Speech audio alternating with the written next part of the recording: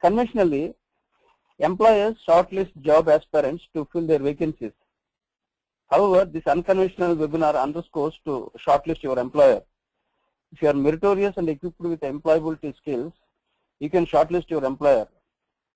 If you are equipped with hard and soft skills, you can shortlist your employer.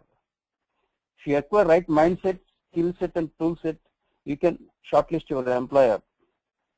If you are equipped with self-management skills, job-related skills and transferable skills, you can shortlist your employer.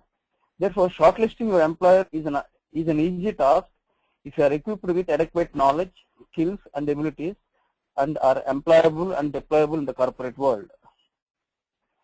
I have an experience of shortlisting my employers during my lifetime, as basically I have been choosing to pursue my passionate areas only. Since you must be in a position to shortlist your employer based on your passion, similarly, you must be in a position to shortlist your employer based on your passion to fast-track your career to grow as a CEO. There is a myth among some job aspirants that employees are only in dire need to search for employers. The truth is that employers are more concerned to recruit the right talent to improve their organizational bottom lines.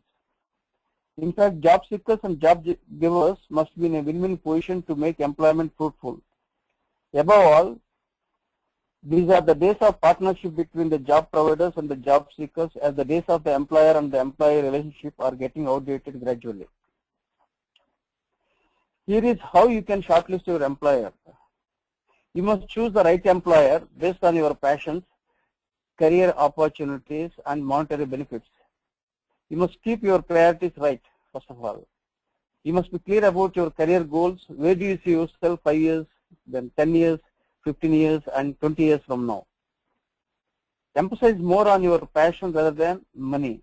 If you follow your passions, money will follow you naturally. Hence, identify your passions and choose your employer accordingly. Choosing and shortlisting the right employer helps you balance your personal, professional, and social life to provide meaning to your life. Love your employability, not your employer.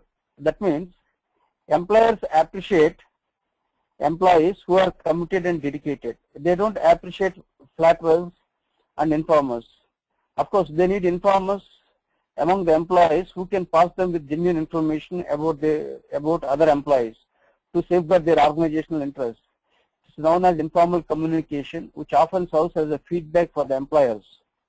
In the present context, employers are very serious and they respect the employees who deliver their goods properly. They appreciate the employees who add value to their organizations. The true employees work sincerely and deliver their goods as per their expectations. It adds value to their resumes and enhances their employability, which is the need of the hour. In fact, there is no permanent employment, but only permanent employability.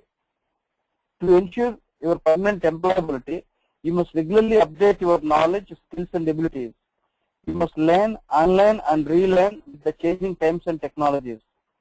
This kind of attitude and mindset enhances your employability. It leads to earning respect from your employer and safeguarding your employment as well.